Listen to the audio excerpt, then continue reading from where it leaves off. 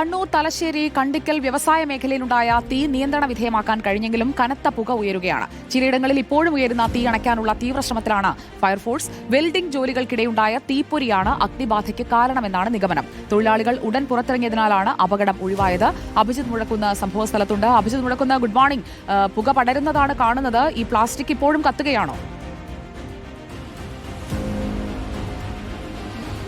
Sujaya, good morning. ഇന്നലെ ഉച്ചയോടെ ആരംഭിച്ച തീപിടുത്തമാണ്. തീ നിയന്ത്രണ വിധേയമാക്കാൻ കഴിഞ്ഞിട്ടുണ്ട്. പക്ഷേ ഇപ്പോഴും നമുക്ക് ദൃശ്യങ്ങളിലേക്ക് പോയാൽ കാണാം, ചില സ്ഥലങ്ങളിൽ തീ ഉയരുകയാണ്.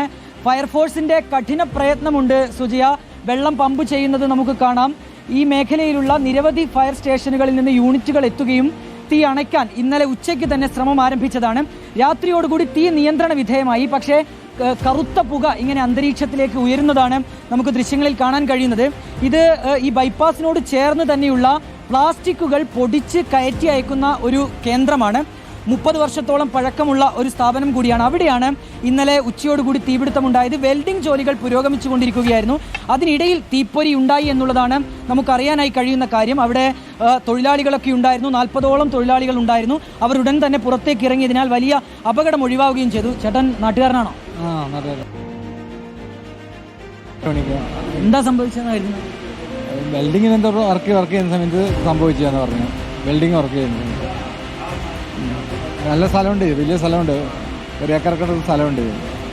ഫയർഫോഴ്സ് അപ്പം തന്നെ വന്നിന് പക്ഷെ അണക്കാൻ കഴിയില്ല. ഇല്ല ഒന്നും കഴിയില്ല. വലിയ ഈ പ്ലാസ്റ്റിക് കൂടി ആയതുകൊണ്ട് ഇങ്ങനെ പുകഞ്ഞു കത്തിക്കൊണ്ടിരിക്കുന്നു. ഇന്നലെ രാത്രി നല്ല കത്തലാണ്. രാത്രിയിലാണ് കത്തിയത്. സുജയ, അത് തന്നെയാണ്. ഈ പ്ലാസ്റ്റിക്കുകളൊക്കെ ആയതിനാൽ തന്നെ നമുക്ക് ദൃശ്യങ്ങളിലേക്ക് പോയാൽ കാണാം, ഇതിങ്ങനെ പുകഞ്ഞ് കത്തുകയാണ്. ഇന്നലെ എയർപോർട്ടിൽ നിന്ന് ഉൾപ്പെടെ ഫയർഫോഴ്സിന്റെ യൂണിറ്റുകൾ എത്തി വെള്ളം സ്പ്രേ ചെയ്യുകയായിരുന്നു. മുകളിൽ നിന്ന് സ്പ്രേ ചെയ്ത് അണക്കാനുള്ള ഒരു ശ്രമം നടത്തി. പക്ഷേ എന്നിട്ടും തീ നിയന്ത്രണ വിധേയമാക്കാൻ കഴിഞ്ഞു എന്നതിൽ അപ്പുറം പൂർണ്ണമായും തീ അണയ്ക്കാൻ കഴിഞ്ഞിട്ടില്ല എന്നുള്ളതാണ് നമുക്ക് ഇവിടെ നിന്ന് മനസ്സിലാക്കാനായി കഴിയുന്നത്. അവിടെ നമുക്ക് കാണാം, ഫയർഫോഴ്സ് ഉദ്യോഗസ്ഥർ വെള്ളം പമ്പ് ചെയ്യുന്നുണ്ട്. തീവ്ര ശ്രമത്തിലാണ് അവർ. ഈ തീ പൂർണ്ണമായും അണക്കാനുള്ള തീവ്ര പരിശ്രമത്തിലാണ്. ഏതായാലും അപകടമൊന്നും ഉണ്ടായില്ല എന്നുള്ളത് എടുത്തു പറയേണ്ട കാര്യമാണ്. അത് തന്നെയാണ് ആശ്വാസകരമായ കാര്യം.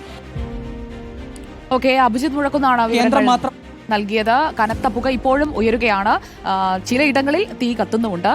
കണ്ടിക്കൽ വ്യവസായ മേഖലയിലുണ്ടായ തീ പൂർണ്ണമായും കെടുത്താൻ അല്ലെങ്കിൽ പൂർണ്ണമായും നിയന്ത്രണ വിധേയമാക്കാൻ കഴിഞ്ഞിട്ടില്ല. എന്നാൽ പ്രധാന ഭാഗങ്ങളിലെയൊക്കെ തീ കെടുത്താൻ സാധിച്ചിട്ടുണ്ട്.